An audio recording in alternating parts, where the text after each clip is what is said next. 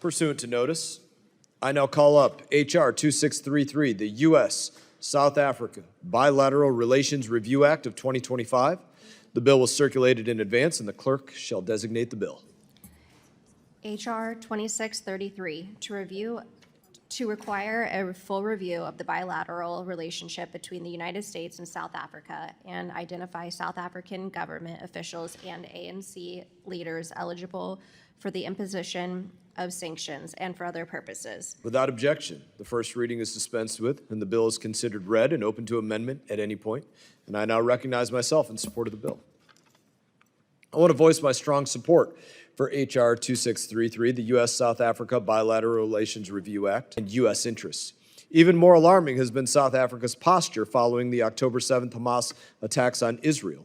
The ANC's refusal to acknowledge those atrocities, its direct engagement with Hamas leadership, and its politicized case against Israel at the ICJ reflects a government that has turned away from principle and from its traditional role as a bridge between the global South and democratic norms. South Africa or any nation cannot conduct themselves in such a manner and expect the same quality of relationship with the United States of America. H.R. 2633 requires the administration to provide clarity. It mandates a full, comprehensive review of bilateral relationship between our two countries. It requires the President to certify whether South Africa has engaged in activities undermining the United States, national security, or foreign policy interests, and requires a classified report identifying South African individuals eligible for sanctions based on corruption or human rights abuses. These are practical, measured steps to ensure our policy reflects our values. I urge my colleagues to support this bill, not to sever ties with South Africa, but to reset the expectations that we have. We owe it to the American people and to the South African people to take these concerns seriously, and I thank you all for hearing my remarks. Does the ranking member have any comments? Ranking member is recognized. Thank you, Mr. Chairman. South Africa acts as a leader, not only among African countries, but also on the world stage.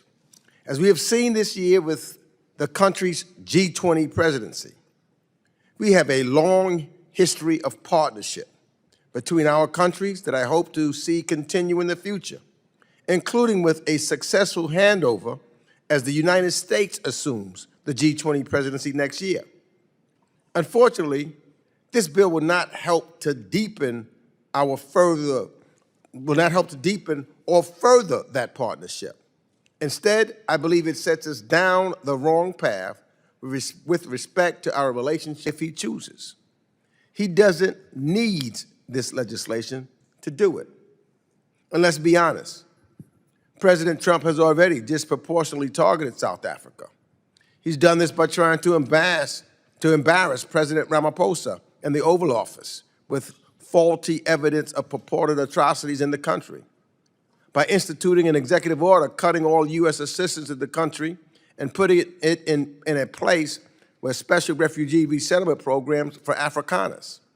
And at the same time, he's blocking the resettlement of literally all other refugees to the United States. Refugees fleeing genocide in Sudan, not allowed. Refugees fleeing Russian bombardments in Ukraine, not allowed. Refugees fleeing political persecution in Venezuela, not allowed. This is glaring hypocrisy, and I do not believe Congress should further enable or double down on President Trump's misguided approach. When we disagree with our partners, including on the continent of Africa, we should handle that responsibly by using diplomacy and presenting convincing arguments. Unfortunately, this bill fails to do that. So I strongly oppose this legislation and urge all of us to look for future opportunities to steer the United States-South Africa relations in a more productive direction. With that, I yield back the balance of my time. Is there any further discussion? Representative Jackson is recognized. Thank you, Mr. Chairman. Which Jackson, sir? Ronnie Jackson. The senior Jackson. The one I was looking. I thought I made eye contact with the one I wanted, but next time Yes, sir. I'll make it more clear. Thank you, Mr. Chairman, and thank you for holding this important markup today and allowing us for swift consideration of my bill, the South Africa Bilateral Relations Review Act. For decades, South Africa has enjoyed a rich partnership with the United States, particularly in terms of trade, counterterrorism cooperation, and global health. Recently, however, South Africa has abandoned America and our allies and increasingly aligned itself with our adversaries like China, Russia, Iran, and Iranian military proxies like Hamas. South Africa also hosts Confucius Institutes, cooperates with PRC's Belt and Road Initiative, conducts military exercises with China and Russia, and is involved in efforts to degrade the U.S. dollar in the global monetary system. If strengthening ties with our adversaries wasn't enough, South Africa is systematically going after our partners and allies, downgrading Taiwan's presence in the country, falsely accusing the State of Israel of genocide at the illegitimate International Criminal Court, and mimicking Iran's disgusting dismissal of the atrocities committed by Hamas on October the 7th. Domestically, extreme politicians from the African National Congress, or ANC, have led efforts to target Afrikaners. These actions cannot go unanswered. South Africa and the ANC must be held accountable, and it is imperative that we reevaluate our bilateral relationship to ensure it still aligns with our strategic national security objectives. My bill, the U.S.-South Africa Bilateral Relations Review Act, will provide the President and the Secretary of State with the tools needed to conduct a full review of the U.S.-South Africa bilateral relationship and determine whether South Africa has engaged in activities that undermine United States national security or foreign policy interest. In addition, my bill will give the Trump administration the authorities needed to identify and sanction corrupt officials of the ANC and continue to align with China, Iran, Russia, and have abandoned the United States in the process. President Trump has already shown tremendous leadership on this issue, eliminating aid or assistance to South Africa and working to help resettle persecuted farmers outside of South Africa. The U.S.-South Africa Bilateral Relations Review Act will expand on the President's efforts to hold bad actors accountable while promoting our national security and supporting our partners and our allies. I encourage every member of this committee to support my legislation, and with that, Mr. Chairman, I yield back. Any further discussion? Mr. Chairman. Representative Jacobs. Thank you, Mr. Chairman. While I too have expressed concerns with South Africa's engagement with Russia, I do not agree with this bill's approach. As the ranking member of the Subcommittee on Africa, I hear constantly from leaders in the Global South that they do not want to be forced to choose between the U.S. and Russia or the U.S. and the PRC. One incredibly successful program of the United States in South Africa is AGOA, which has created jobs and strengthened U.S. soft power in the country, which we know is critical given the economic challenges everyday South Africans face. However, this administration has completely undermined this long-standing bipartisan program's implementation through its slapping of 10% tariffs on all countries and has threatened to increase the tariffs even more.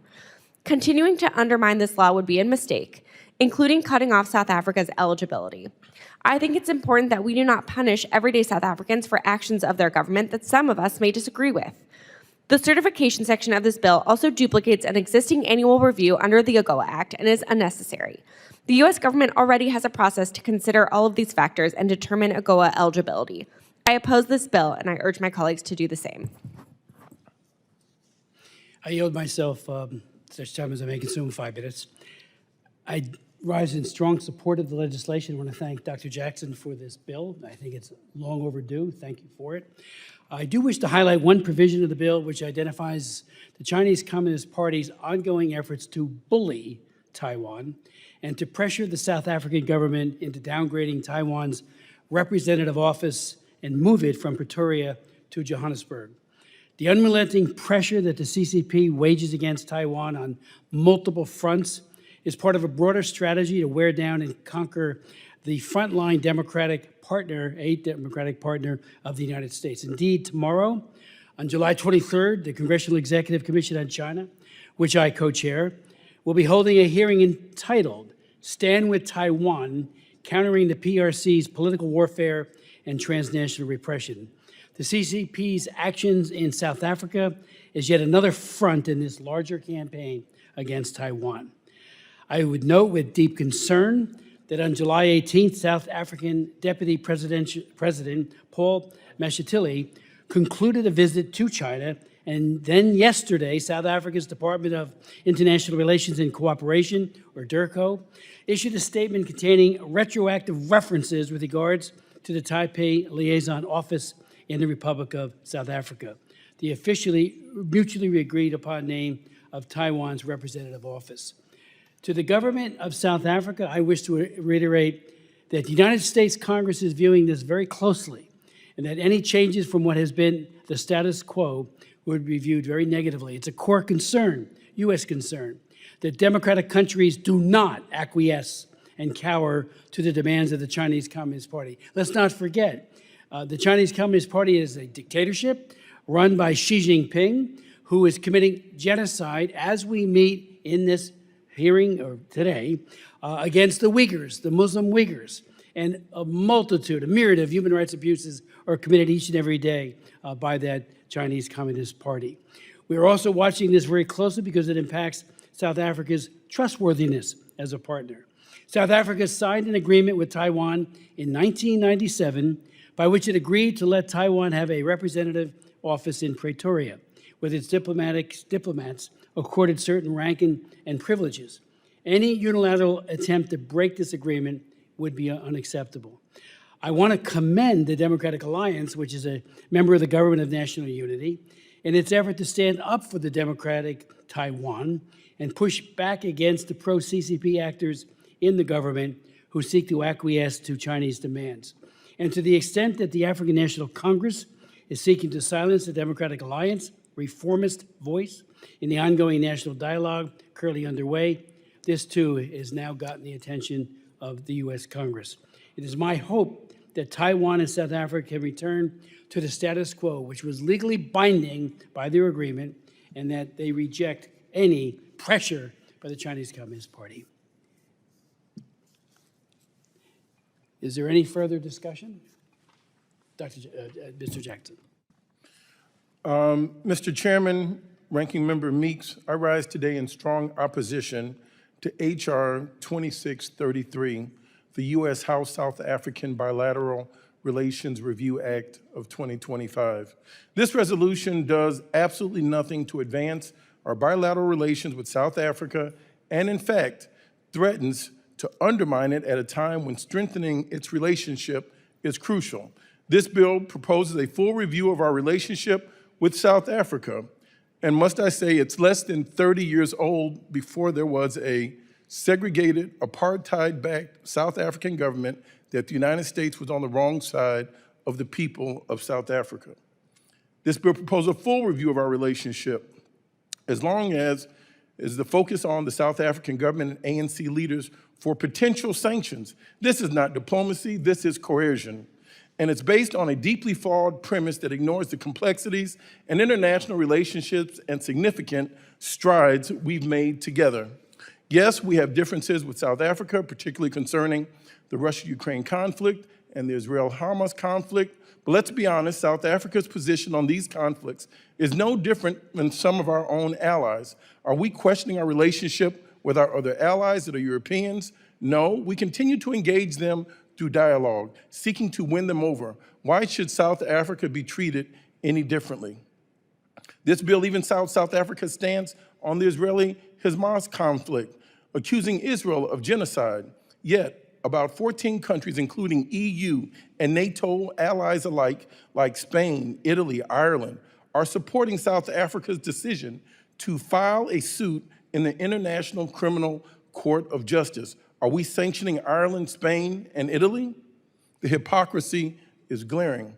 Furthermore, let's not forget that President Trump himself went further than South Africa, falsely blaming Ukraine for starting the war and even accusing President Zelensky, calling President Zelensky a dictator without elections, according to the AP.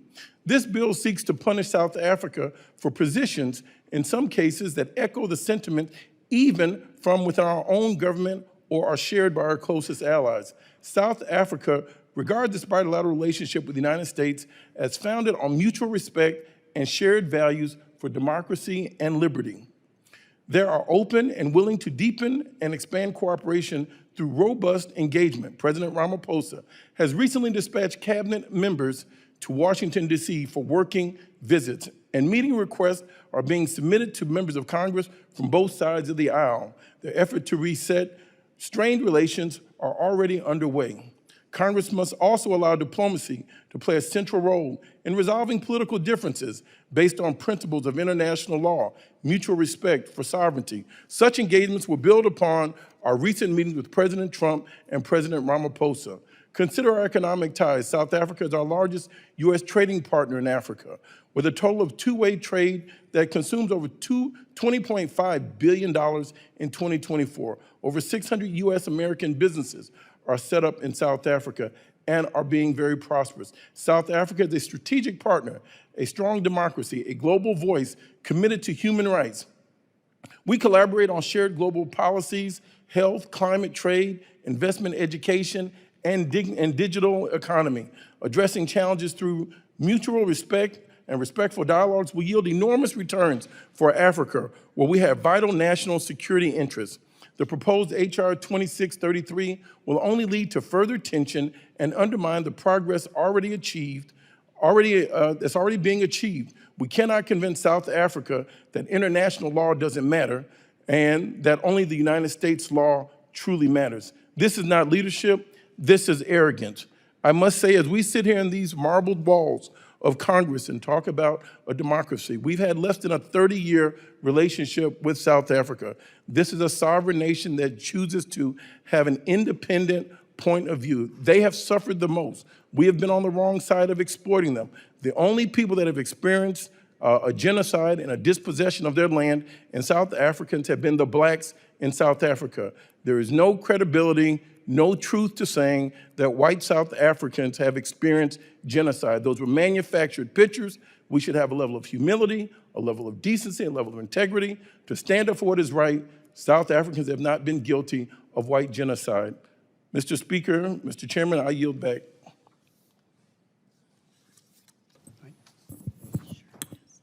Anyone else wishing to be heard? Yes, Mrs. Jayapal. Thank you, Mr. Chairman. I oppose this bill. It appears to be, in large part, an attempt to punish the South African government for its advocacy for the Palestinian people at the International Court of Justice. This is particularly offensive given that Black South Africans are intimately familiar with the oppressive structures of apartheid and land expropriation. It is outrageous and horrifying to see what is happening in Gaza and the West Bank to the Palestinian people. For over a year and a half, the government of Israel has repeatedly used weapons, including many supplied by the United States, to kill people in Gaza indiscriminately, in violation of both our U.S. laws and our international humanitarian laws. In Gaza, the reported death toll has now surpassed 58,000 people, and tens of thousands more have been injured. Hundreds of thousands of homes, buildings, schools, hospitals, and religious sites have been destroyed or damaged, even when it is unnecessary to achieve Israel's stated military goals. 2 million Gazans face prolonged food shortages as the Israeli government uses hunger as a weapon of war. This is, to use Pope Leo's word, barbaric. Palestinians must make an impossible choice: starve or risk being shot while trying desperately to reach food. There is no place that is safe in Gaza, not even churches or other places that should be sanctuaries. I have repeatedly condemned Hamas's terror attacks on October 7th that killed 1,200 people, and I also immediately called for a release of all hostages. But it is unfortunately becoming clear that Netanyahu is not prioritizing the safety of the hostages and has no interest in securing a peace deal. Nor is the Israeli government's intent even simply to dismantle Hamas. Prime Minister Netanyahu and top Knesset leaders have made repeated comments that disgustingly dehumanize Palestinians, calling for Palestinians to be forcibly relocated. In fact, even the Trump administration has grown alarmed at Netanyahu's behavior, with an administration official reportedly saying Netanyahu is acting, quote, like a madman after his recent strikes on Syria. South Africa's case in front of the International Court of Justice deserves to be fairly evaluated without political pressure. If one is so convinced that this is not a genocide, why not then allow the ICJ to investigate and assess the evidence? Instead, Republicans are now using the same playbook they use in the United States to attack the court and launch outrageous attacks against South Africa to try and discredit their claims. This began with claims of a supposed genocide against white Afrikaner farmers, where even the photo that President Trump showed during these theatrics was from the Democratic Republic of the Congo, a country that is over 1,000 miles away from South Africa.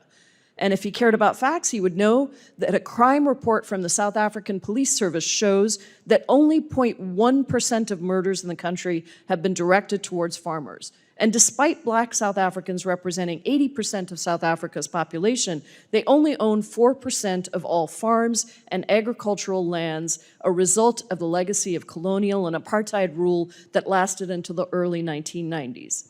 Trump then made a mockery of our refugee system by granting refugee status to 59 white Afrikaners who were fleeing fabricated persecution. This group even included an individual who had published anti-Semitic claims that, quote, Jews are an untrustworthy and a dangerous group, end quote, despite statements from Secretary Rubio that our immigration policy should be based on, quote, the national interest of the United States. The hostility towards Black South Africans and opposition to the African National Congress, partly expressed by my Republican colleagues, is not unfortunately new. Nelson Mandela, who was awarded a Nobel Peace Prize for his leadership in the anti-apartheid movement, was considered a terrorist by the United States government for his activism, and he remained on the terror watch list until 2008. Since then, the United States has worked hard to deepen our strategic, political, and trade relations with South Africa.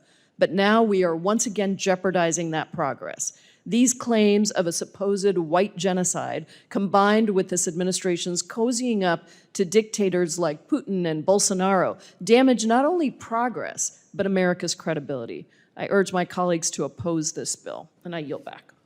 Gentlelady yields back. Anyone else asking to be heard? If not, there's no further discussion on the bill. The committee will move to consideration of amendments. Does any member